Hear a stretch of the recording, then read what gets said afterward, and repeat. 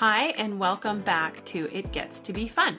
I'm Brooke, your host, and with me today is my mom, Kathy. Hi, Welcome. everybody. Thank you. Thanks for having me.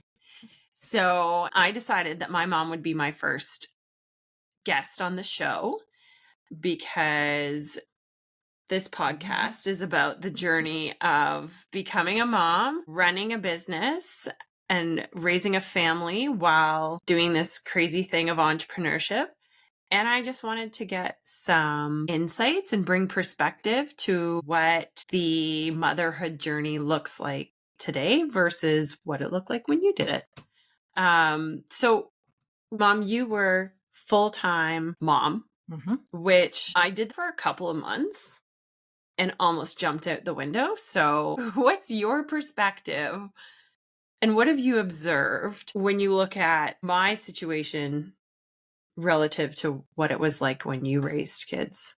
Your situation was very different from mine because you had done post-secondary education, which I did, but not as much. You had established a career. You were older than I was when you had kids by at least a decade. 10 years. Yeah. So it was very different then, and it was more acceptable to be a stay-at-home mom at that time. I didn't really have an established career. I was working in a job that I didn't love. So staying home once I had you was kind of a no-brainer because your dad worked really long hours. So if you would have had to go to daycare, it would have been me taking you there, picking you up, still doing all the evening chores, getting dinner, after school activities, all that because of the hours your dad worked, which is construction and very long hours.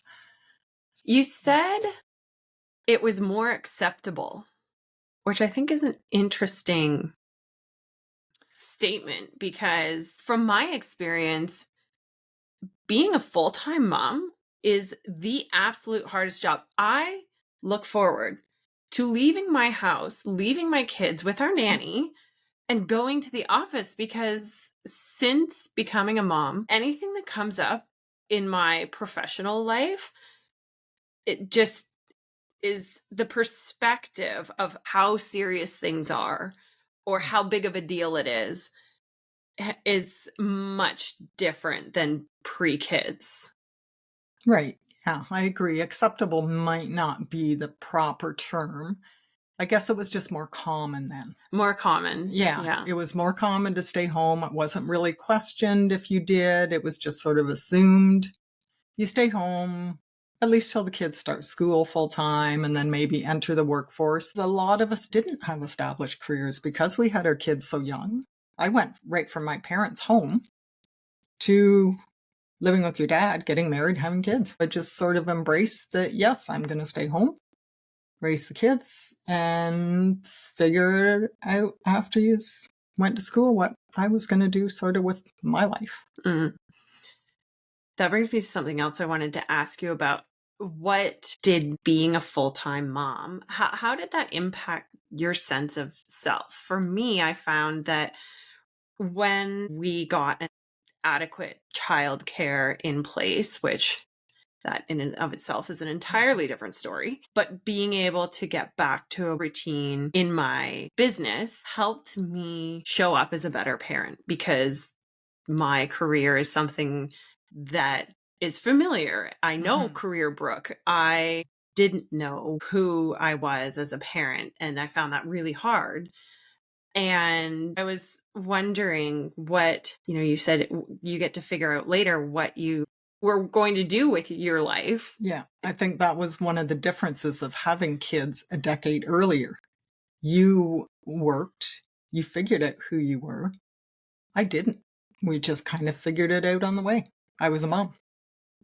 And that was my life. That was my identity. Whereas if I'd have had kids later in life and had more of an identity, possibly a career, I can see it would have been very different. I think there's stigma on, you said I was a mom. Like that was my identity and it was acceptable. And I feel like it's something that as a society is not valued as it should be. because I don't think it's something that should be acceptable or not acceptable. The language that we use around moms and being a mom, I think it's telling of how society, at least in North America, values that role. Yeah, I think you're right. There's not enough value, not enough recognizable value attached to the role. It's just like, oh, you stay home and look after the kids. Anybody who's done that knows it's very rewarding, but it's also exhausting, and it's a job that people get paid to do if you're not looking after your own kids, but somebody That's else's. it. You had to pay someone else to look after your kids, but if you do it yourself, you don't get paid. Yeah, you're not working.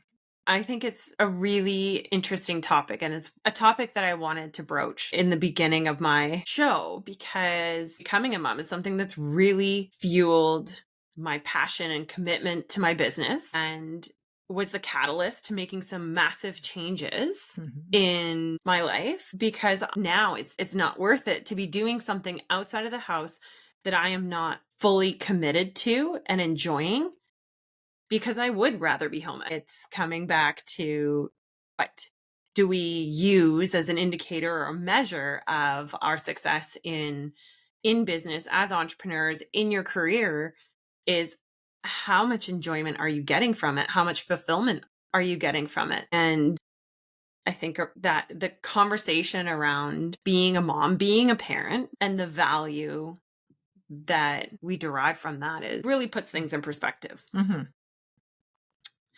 Something that I wanted to be a central theme of the show was talking about what that mental health journey has looked like for me, to destigmatize it and to share with anyone that it may be experiencing something similar, that there is support, and it's okay to talk about it. It's okay to need help. It's okay to not feel your best. And it's good that there's more supports and more people talking about it. The more people talk about it, the more it gets out in the open, and the more avenues there are to address it. What would you say is the most different about parenting, the environment for me parenting in this day and age versus when you were starting a family? A big thing is the internet. We couldn't go on and Google. So it was all just, you talk to your friends. That was it. That was your support, your friends and your family. And yeah, there was no Googling anything. And I think good and bad.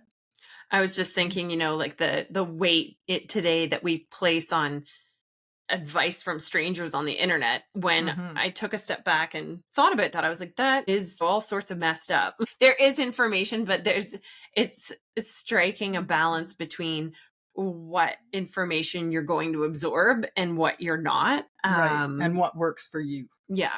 And I think that applies both to parenting and entrepreneurship. That is something that every day in my Google News feed, I see Beta Kit or TechCrunch, and someone has raised something and someone else is on to another level. But it's such a minute representation of entrepreneurship.